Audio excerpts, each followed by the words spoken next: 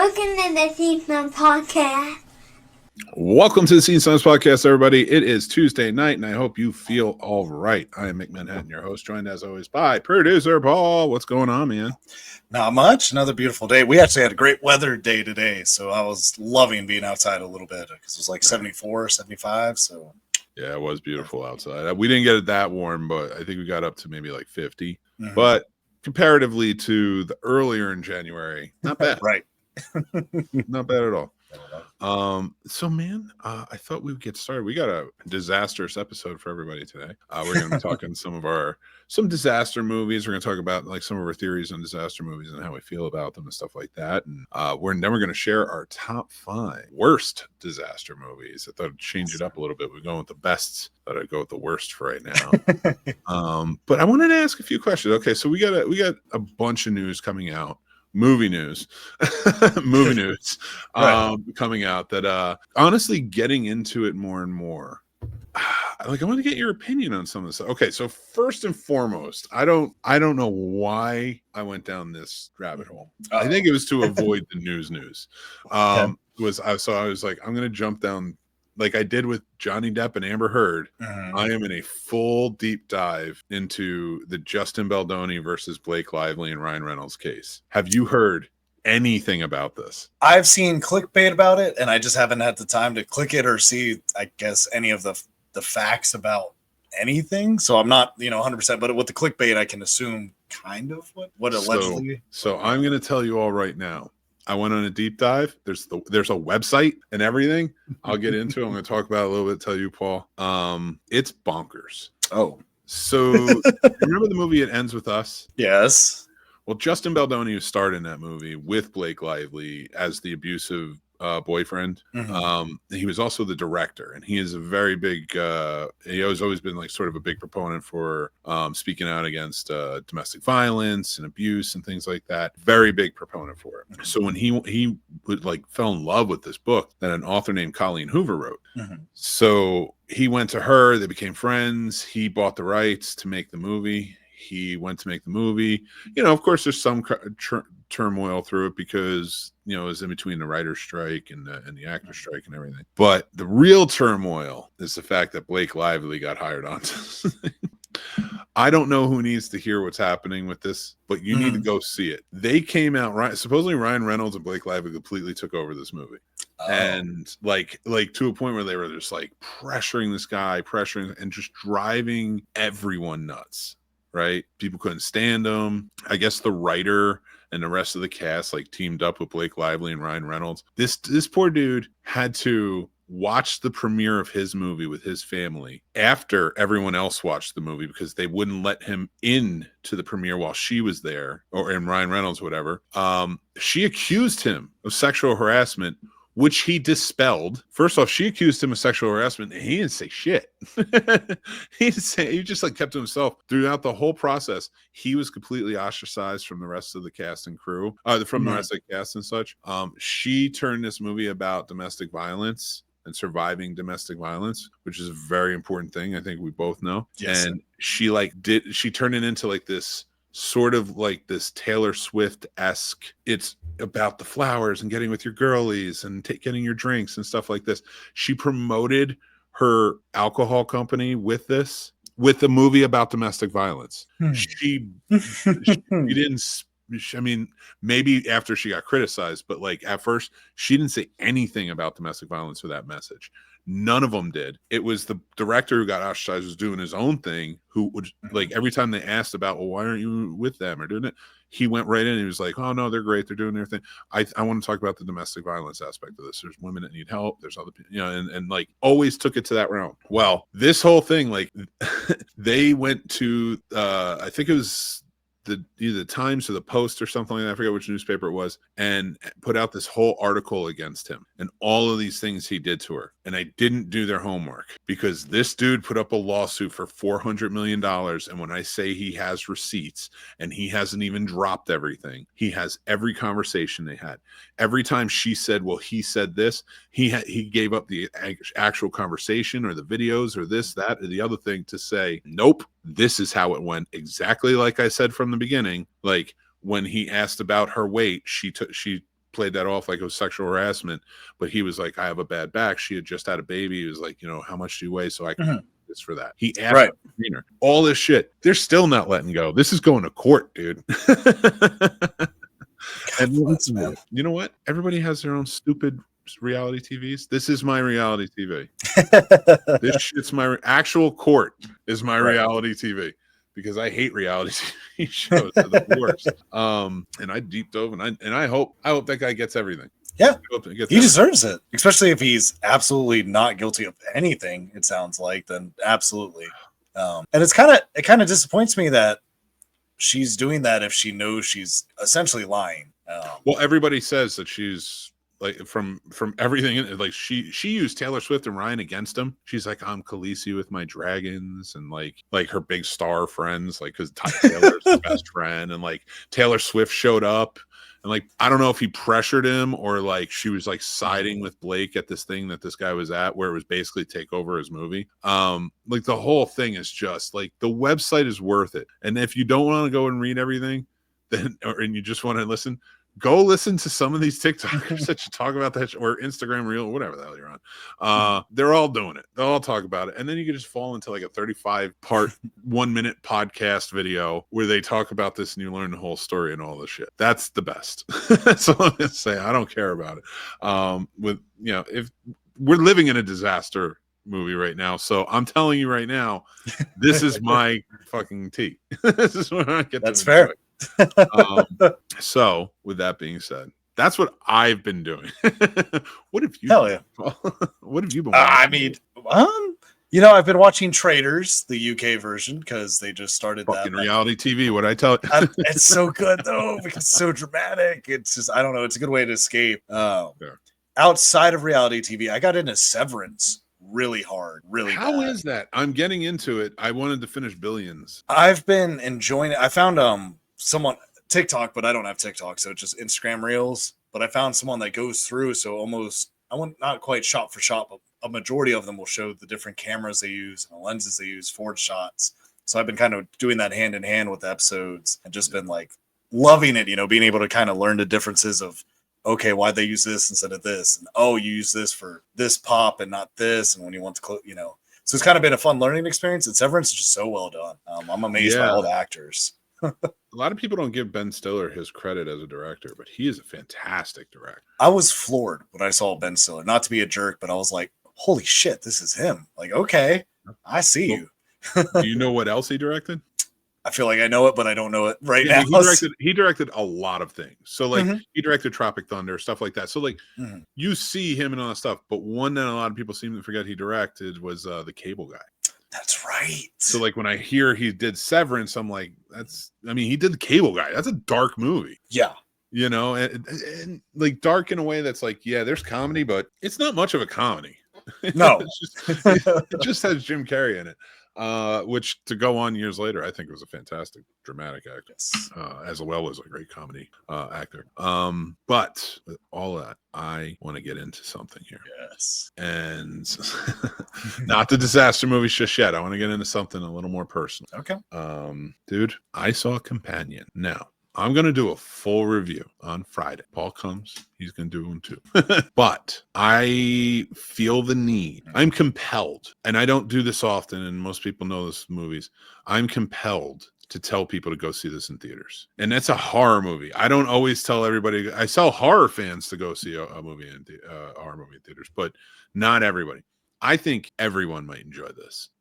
It's that good. So far, this might be my favorite horror movie of the year. Hell yeah. Companion was excellent. And Sophie Thatcher and Jack Quaid were brilliant. They did a great job playing off each other. Couldn't keep my eyes off them. I'm not going to lie. So good. And I mean, everybody did such a great job in the movie for sure. But those two, they had great chemistry. It was locked in perfectly. And that's so hard for, let's face facts. It's a small studio more than it is an independent house. But because A24 did this, right? Yeah. Yeah. So like they're more, I would call them more of a small studio now than an independent house. But still, lower budgets than normal. Maybe it's $5-10 million, something like that. That's a low budget movie comparatively to movies today. And for this type of movie, which has sci-fi elements to it, and I don't want to give anything away. I'm not gonna, even in my review on Friday, I don't think I'm going to give any, right, because I really do think people should check it out. But I have a lot of praise, and I'll go bit by bit on what I really liked about it. But overall, besides the story just being interesting, it's worth it just for the visuals. The visuals are beautiful. They really do such a great job. They play with colors well. I'm not really like, I have no tie to this movie. A24 didn't send it to me to watch. There's nothing like, so like, it's not like I have anything but this. And this is, I'm going to go back and look at my A24 list and like what not just the horror, but like everything. And I might rank them on Letterboxd. That'd be fun. I need to do that too. I have a strong feeling this is going to rank high. Absolutely. This is a really good movie, and it turns it on its head. That's the best part. Anyway, whatever. Let's talk about disaster movies. It's fine. I will say, so that one, I only watched the first trailer. I know they released a second trailer about 3 weeks ago. I went out of my way to make sure I was looking at my phone and not paying attention at all. I will say, I think it paid off because I know Sam and Matt both watched that second trailer. So I guess if there are surprises in this, they weren't as surprised because they kind of thought things would happen that did happen.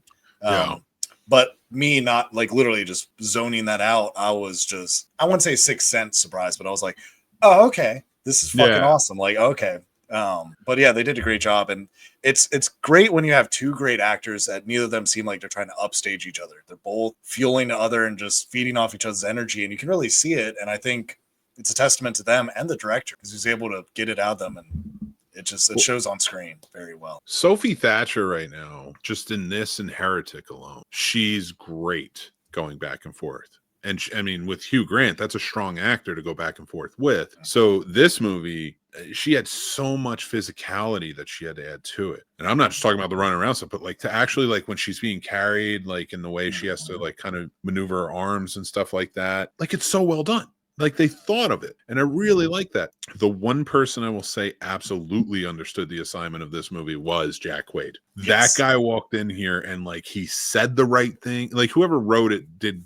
The dialogue's great. It lines up perfectly. Each thing gives a hint to what type of person this was. I would put this actually more in tone with Promising Young Woman than anything else. God, this is such a good movie. It really was. That was another really good one too. But yeah, I just couldn't get over. I cannot wait. I'm like trying not to review it. And I'm definitely not going to give my rating. No, yeah, it is so hard when you watch like a really good movie. I watched quite a few good ones. Oh my God. Just to kind of touch down on what I'll be reviewing this week. I watched You're Cordially Invited. Yes. You liked it? I think I did. I didn't. Yeah. I hope you can, I hope you can join in Friday if we can make that happen. If we can figure out because I want to hear your take on it. Because I didn't dislike. There were certain things about it which we get into, but there were some really comedy gold moments. Now on the Ricky Stenicki scale, where'd it go for you? Like above that, way above. Okay, gotcha. I just want to make sure because you threw me off of that. The only saving grace about Ricky Stenicki is John Cena. He went all in on that role and it worked. But everything else in that movie sucks. Everything else in that movie, every other actor whom I don't dislike, I like Zac Efron. I like a lot of those people. They suck. Like everyone in that movie, it just felt like went into that movie like, let's just let John do his thing. And that's not even John Cena's best performance of the year. I liked him in Jackpot. Yes. I thought he did such a great job in that. And like that's higher up there too in the Amazon movies as well. So it might be interesting to go and rank those as well. I might do a streaming service or not Netflix. Not Netflix. Netflix is too much. Netflix is way too much for me right now. I think they hurt you with that what's her name's movie. I almost said Trigger Warning. Or no, Atlas was Amazon. Oh, that was Amazon. Yeah, I thought it was Netflix. Amazon had my 3 worst movies of the year last year. And they were all starring Jennifer Lopez. And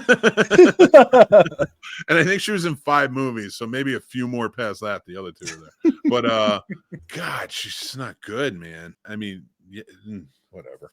Yeah, I know how you feel about presents. We talked about that. Oh, Yes. before we move on, we finished off, everybody. Thank you so much for everybody watching, listening. It was a part of our Casters for a Cause charity fundathon for wildfire relief. Everything went to the American Red Cross. Well, everything's going to the American Red Cross. I have it open this week. You guys, if I still have it up, which I don't think I do somewhere. There it is. I'll find it. And for people who can't see it, we raised $640 out of our $600 goal. We went all 10 hours. We had a really great time. Paul was there. Everybody just like joined in. It was just so much fun. So I want to say thank you for everybody who was a part of it, helped out, just kind of really got into it, made it their own and such. But I just thank you. Thank you to you, Paul, for joining in and having a good time with us, and everybody who donated and helped and shared it out. It just means the world to me. So yeah, we finished off strong. And out of all of our Casters for a Cause to date, we have raised a grand total of $7,712. Heck yeah. So, over 5 years. So that's not too bad. Not too shabby, I'd say. That's awesome. Thank you, man. We're all part of it. Everybody, all of us. So it's all one snoberific family. But let's get into disaster movies, shall we? Yes. So I wrote down some questions, which I've been doing when I plan these episodes out. Like I was like, I'm gonna write down a question. Like I was like, I have a question about something. It's like, that'd be a good episode. Let's do that. And my questions for this was, first, why are disaster movies so appealing to audiences? Why do you think, Paul? Because I have inklings, but I want to know what you. I think, without sounding kind of morbid, I think we all have fantasies of almost being in situations like that and seeing how we would react. So I think it kind of adds heightened emotion and drama that we connect to, because we try to find the character we think we fit best in these movies as. So then we get to see ourselves play out, oh, we live, or oh, we're the smart one, or we're the dumb one, or things like that. And I think as far as science fiction and a movie that's realistic, that disaster movies do a good job of being right there on the edge, where it's just enough where you're like, that probably won't happen, but to an extent it probably could happen too. It's almost a 50-50, like we're one asteroid away from being Armageddon, things like that. So I think it definitely, the catastrophic imagery is what I think draws us to it, because we kind of like seeing disasters, just like passing a car wreck on the side of the road, even though that's terrible and you don't want to see anyone dead, but you still look because you want to see what damage is done. So because I think a lot of, like, for me personally, like my favorite disaster movie, it's just because you see so many things torn up, which for me is 2012, because there's so many different images of different areas that are just torn up from floor up. Yeah, you're all about the anarchy. Yeah, it's a little bit. That's your reality TV driven brain wanting the disasters. Me, I watch zombie movies, or I watch tornado movies and all that. I'm like, nah, I want no part of it. I don't want to know who I would be, because I don't want to think about who I'd have to be. And God, please just right this ship. I don't want to be in a disaster. Pick up your goddamn litter. Stop using so much plastic. I don't know what else, but like, I think that's why I was so I am. I will say this, like, there are things I will watch that kind of like, they are just thrilling.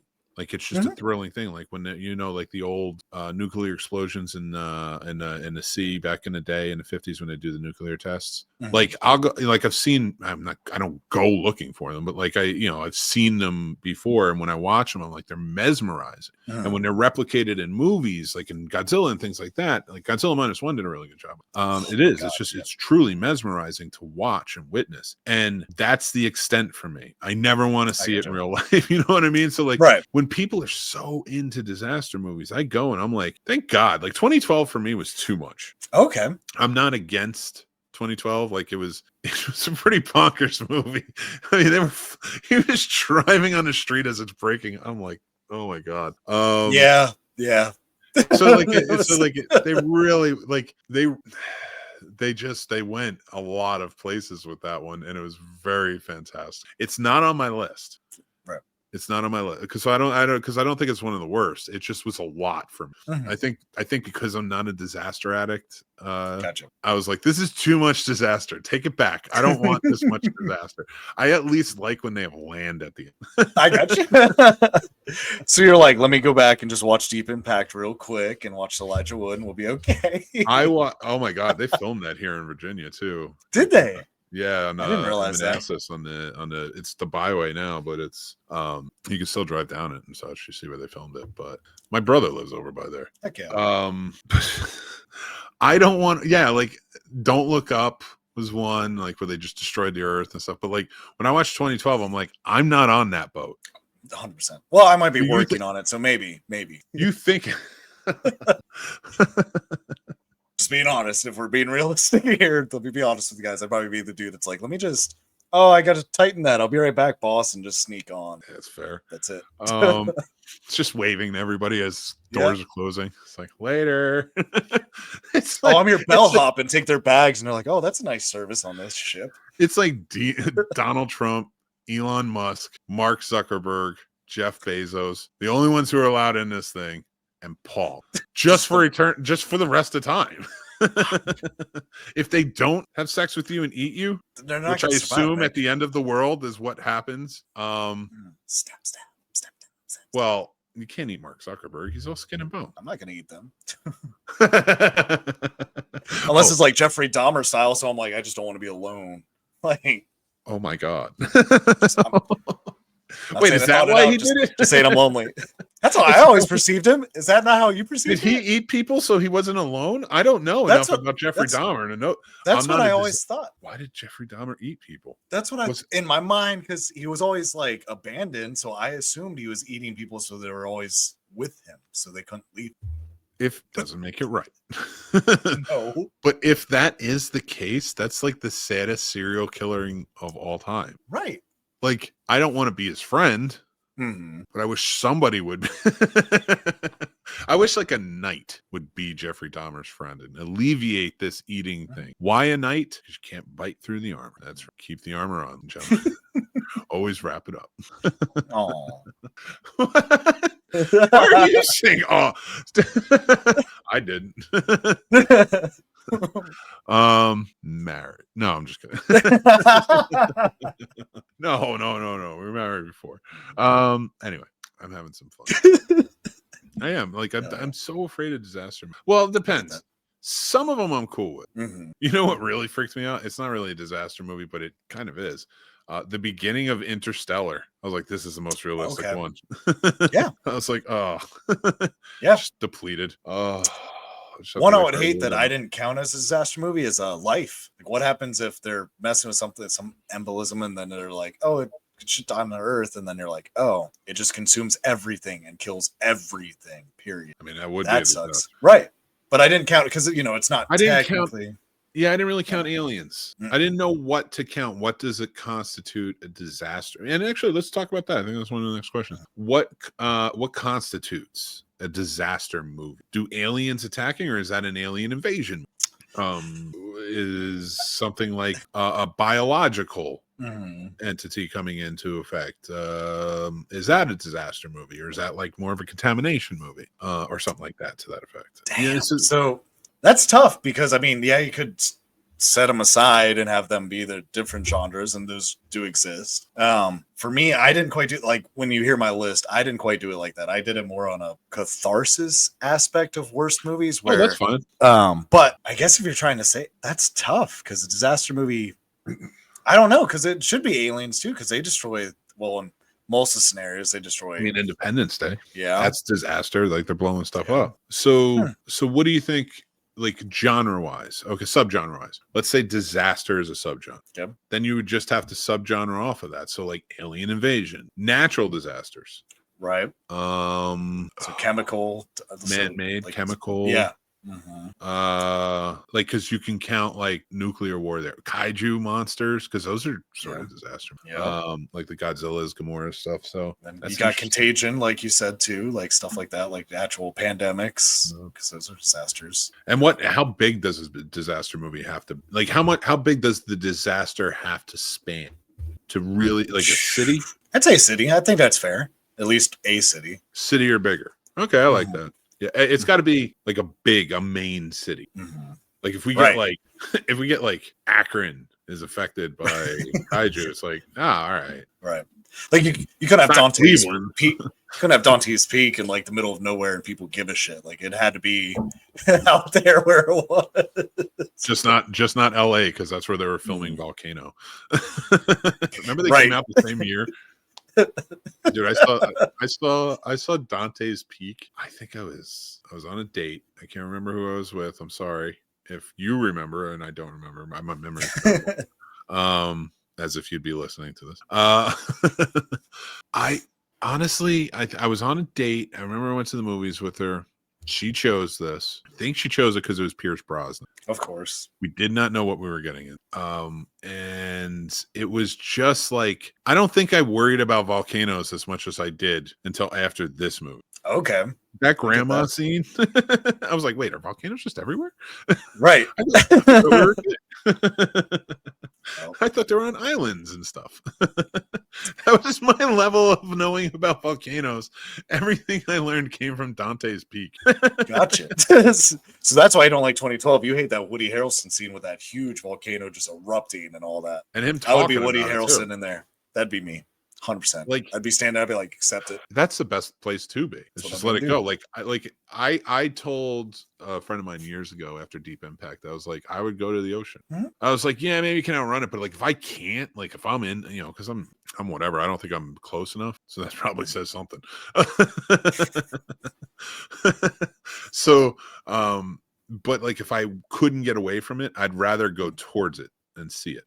Right. It's 100%. gonna like that wall coming at you is gonna kill you the second it hits you. Yeah. So It's gonna look cool, and you'll probably have a heart attack like right before. But yeah, it'll look. what would be my fucking luck too is this thing is flying at me and like there's a whole bunch of people lined up on the beach or whatever, just like trying to get hit, like, but we're all like single file or whatever, and like mine has like a great white in it, like my section. It's like I would trade like 5 people. I'd be like, you go over there.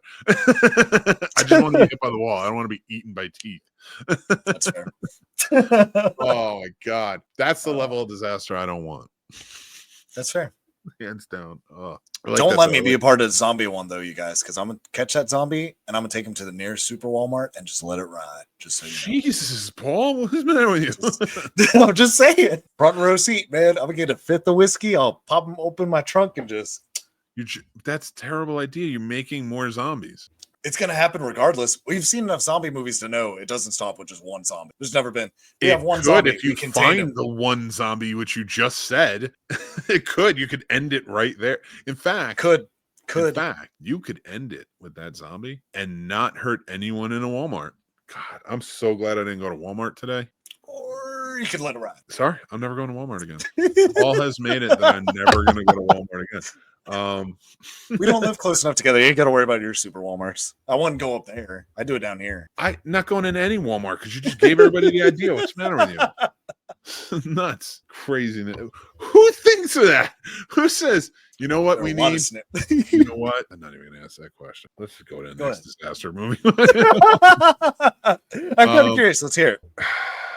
I was going to say, who thinks of something that depraved? And I just thought about everything. Paul.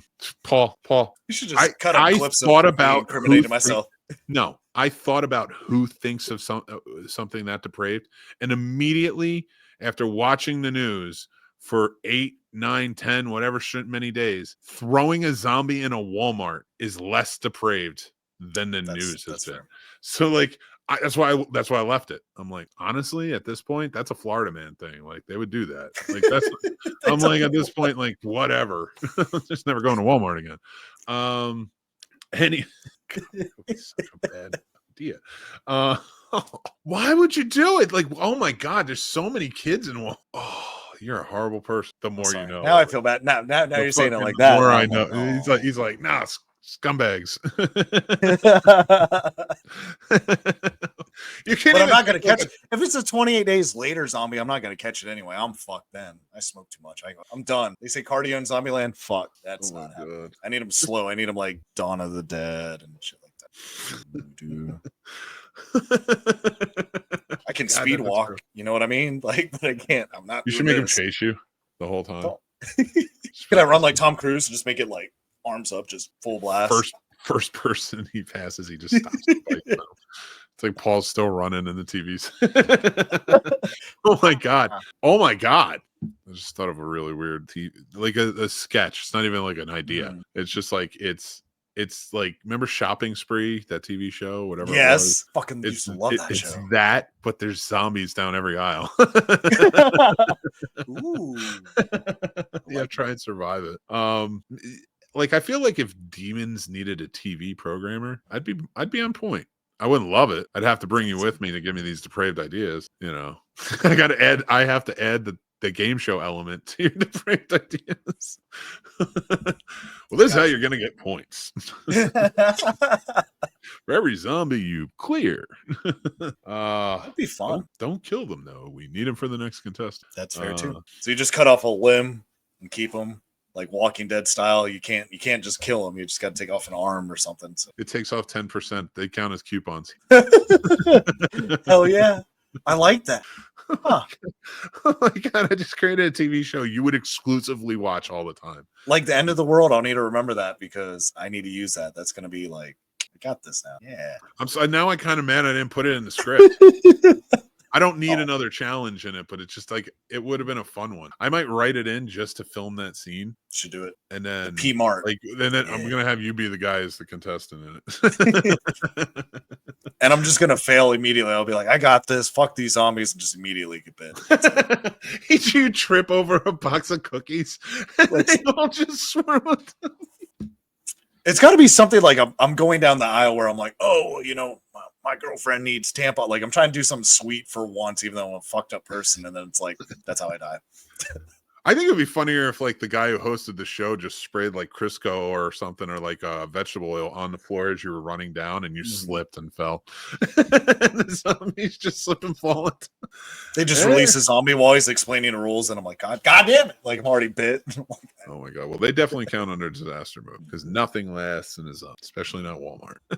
That's fair. Warm Bodies, kind of, but not really. That's not a disaster movie. That's drama. Yeah, but I think that fits also zombies, which fit under, I would say, monsters for horror as well. So, like, there's multiple genres, but then you have the sub. I think we are on to something with the disasters, though. Like, all right, what kind of natural disasters work in movies, and which disaster should there be more of? What do you think? I think, obviously, earthquakes and tsunamis work really well. So do volcano eruptions. Hurricanes, meteor strikes. I wrote down because I thought you might ask because I'm trying to sync up with you.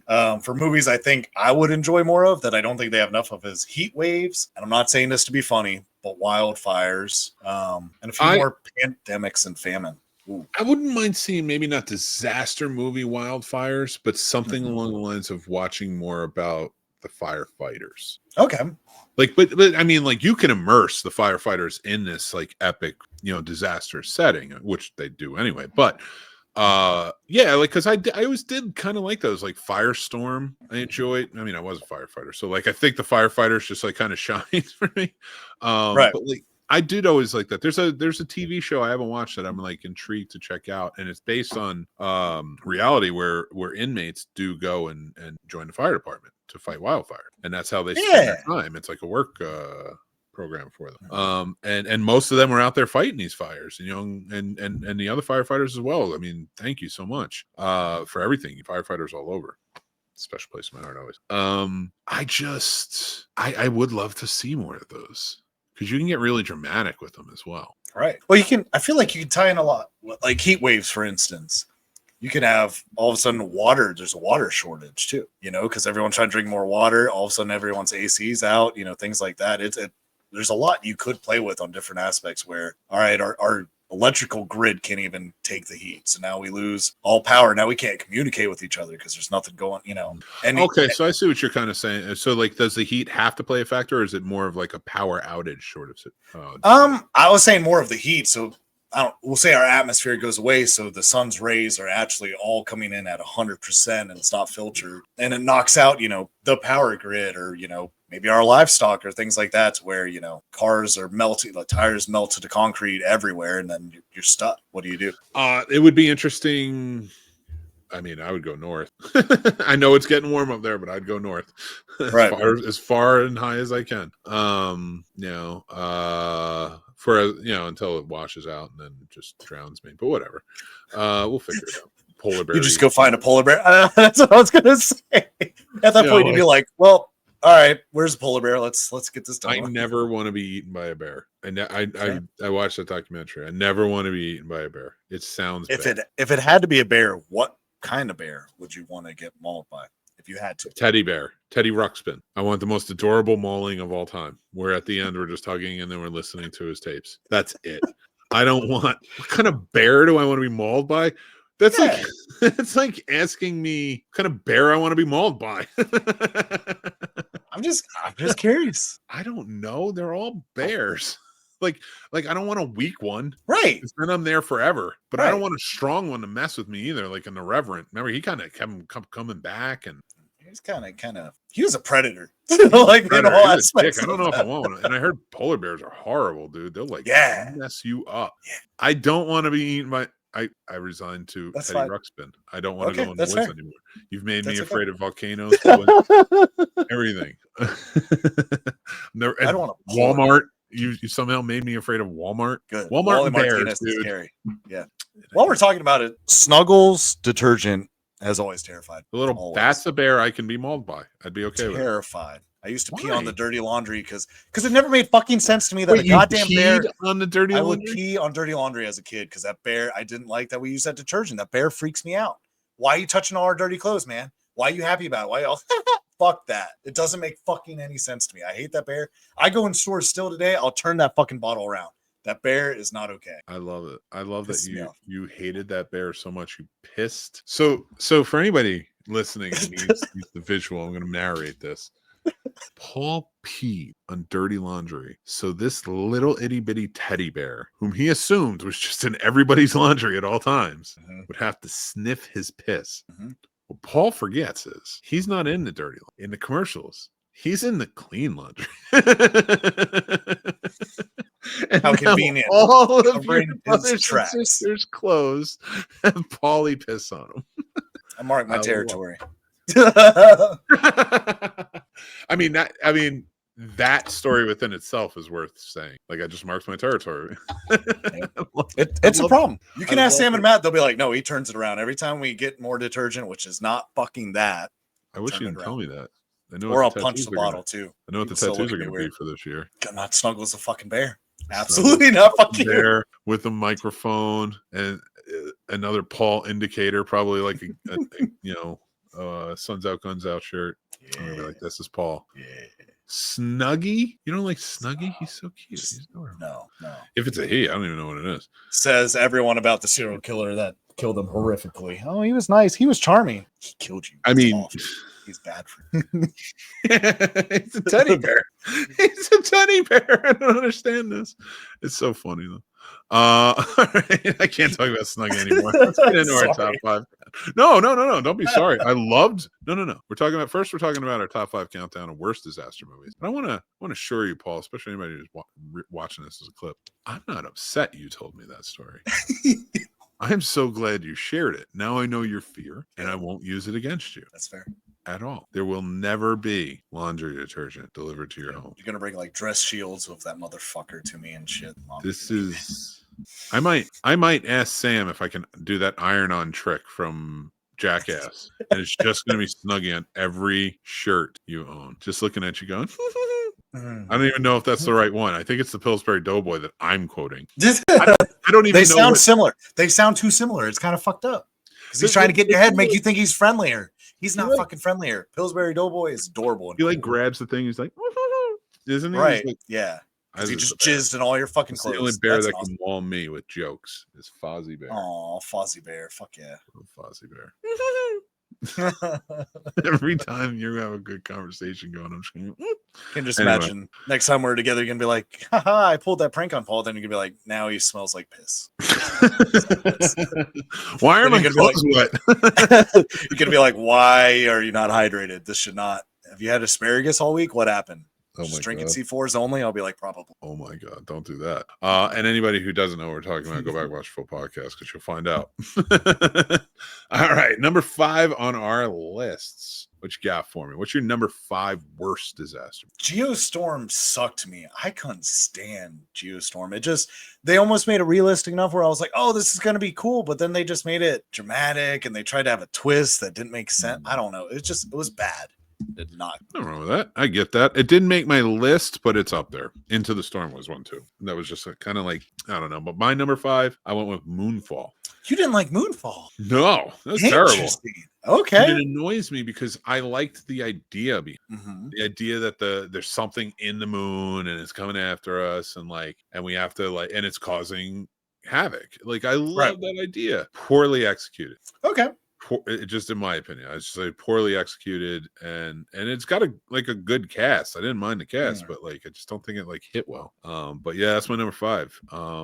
What's your number 4, sir?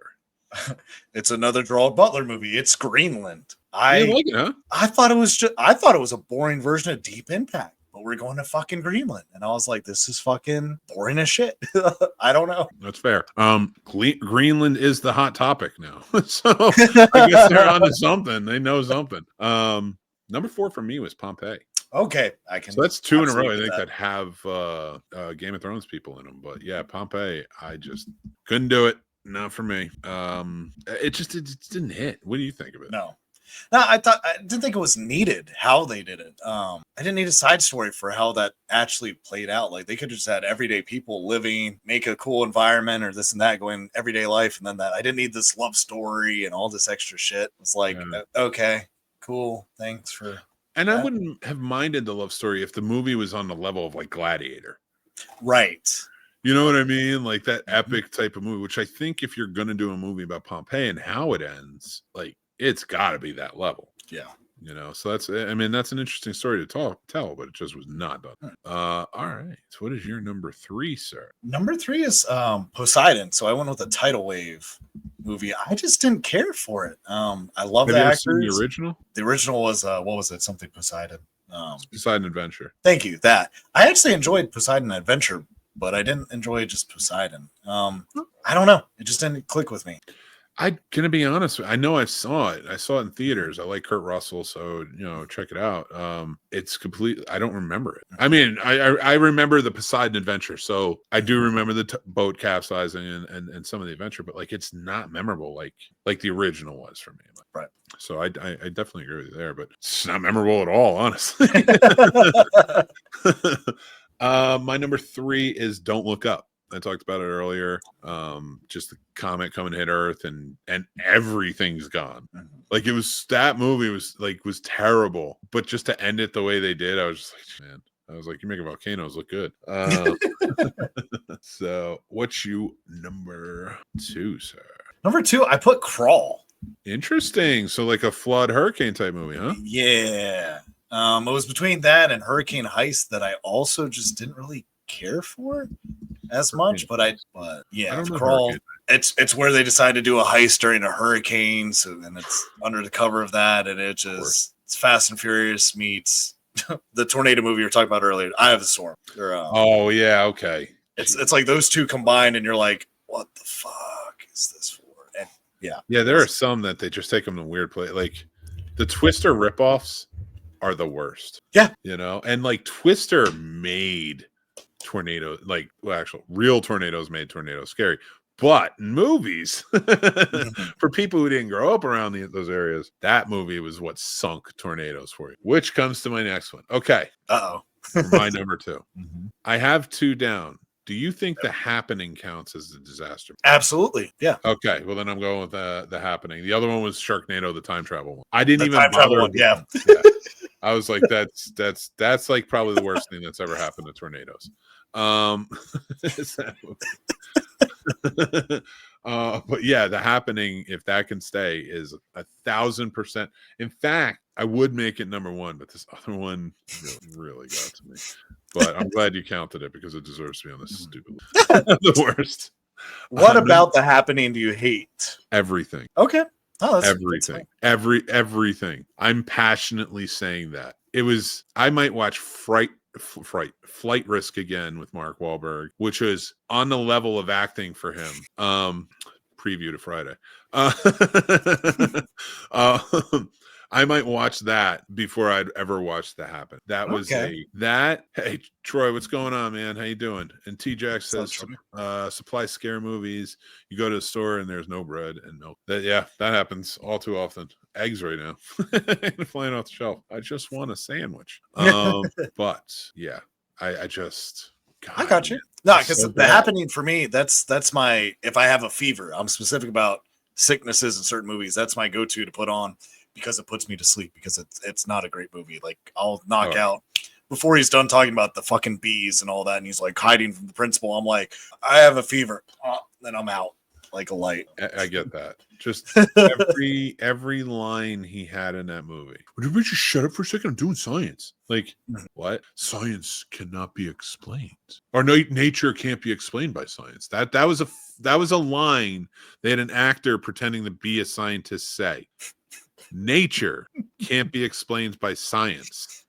What's it explained by? Fucking fiction. Like, M. Night Shyamalan did no research for that movie.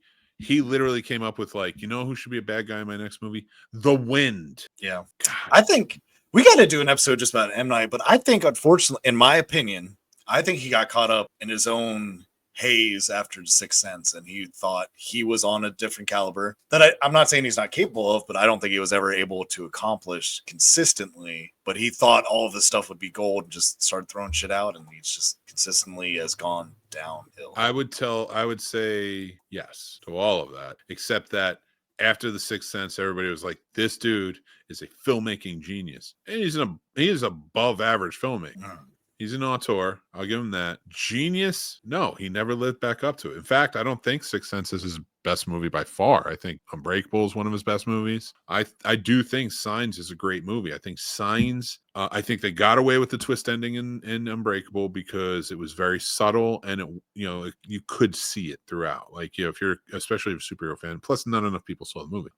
But then you get to Signs, and that has a twist ending as well. And he was like, I swear to God, I know the studios were forcing him to do twist endings. Like, this is your thing. You're the new Ron Sterling. And he got all into it, and it just didn't work. Right. He still does twists, and they've gotten better because they've gotten more subtle. He's not chasing Sixth Sense anymore.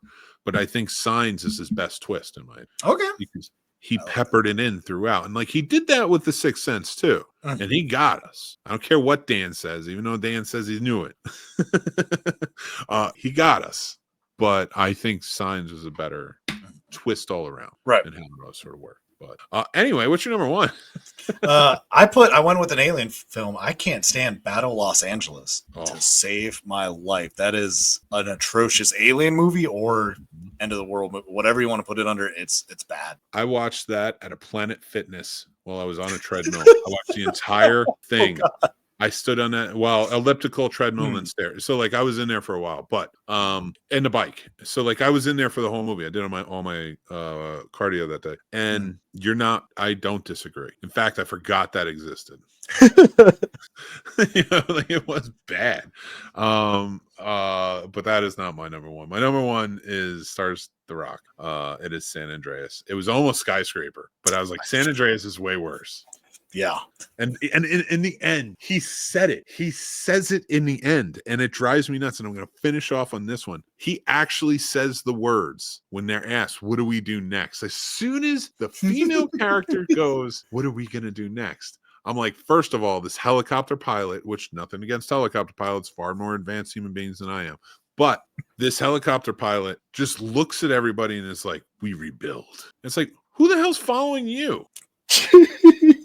Like, not because you're a helicopter pilot. That's not what I mean.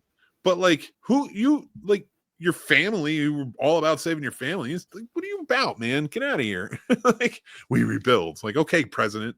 It's only in California. Calm down. You're not even the governor. You're not wrong.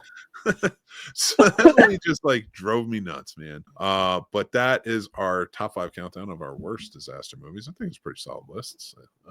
Go check it out. If you're watching this as a clip, you want to go back and watch the whole conversation because we get crazy. But it is time. We're going to mix movie pick for this week. That's right. It's from 1953. I just want to make sure everybody saw that. From Here to Eternity. We're starting Romance Movie Month here at the Scene Snobs channel. Like we always sort of alternate. Like we'll do Black History, but which we've more moved to June and such. But so I wanted to do romance movies, something I haven't really done in a long time, and I'm super stoked for it. I watched From Here to Eternity the other night. I love this movie. It is truly fantastic. Tomorrow, we're going to be doing a full classic film review. You know, that's where we talk about the movie, the legacy, things like that, behind the scenes and such. But you can go check that out on the Scene Snobs channel. It will be available for you.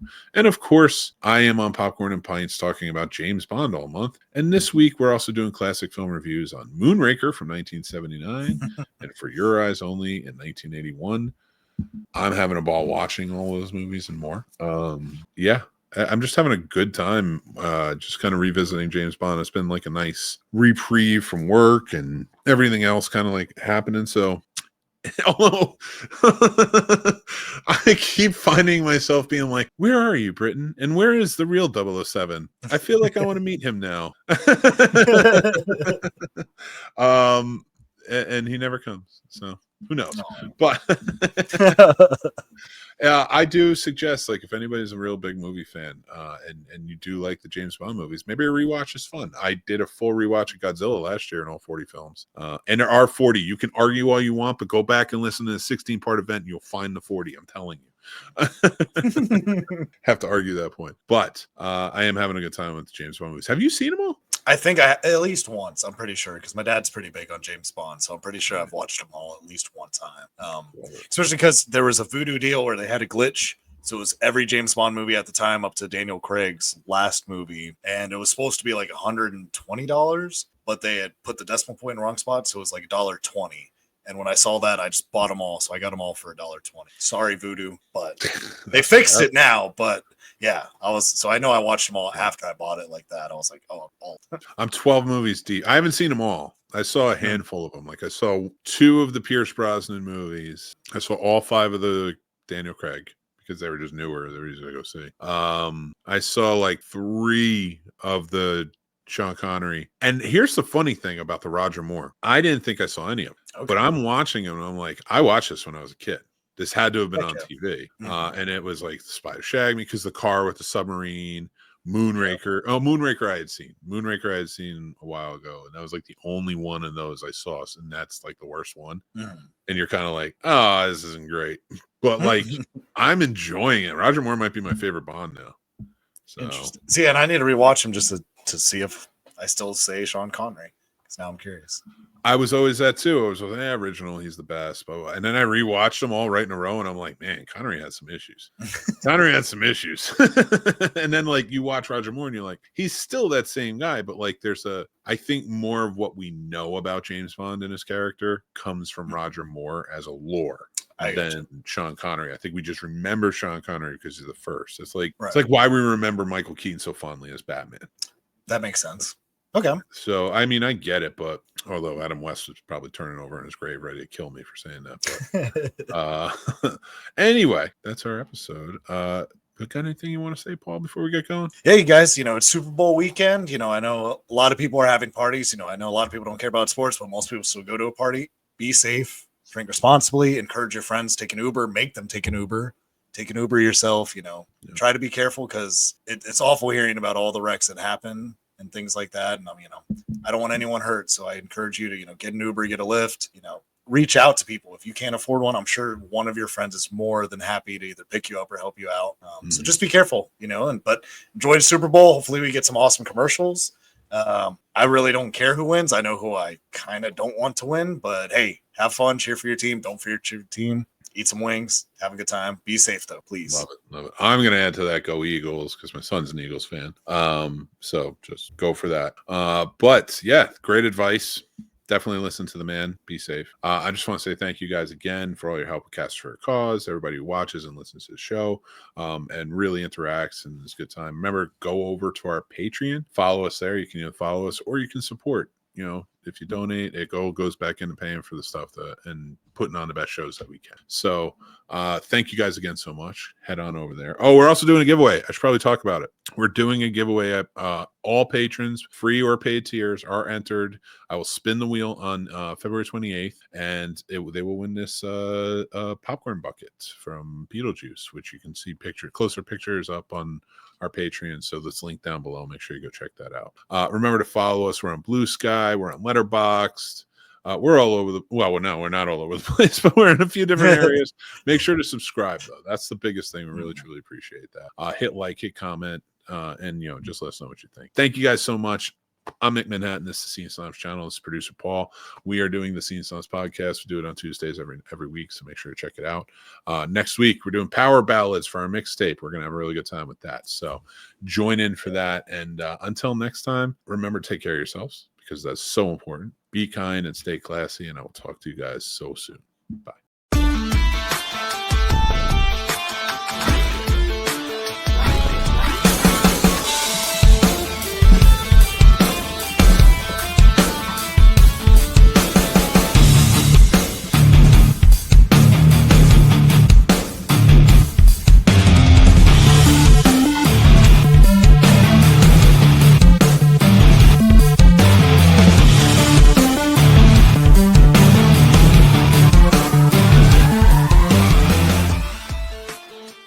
She's a robot and doesn't know it.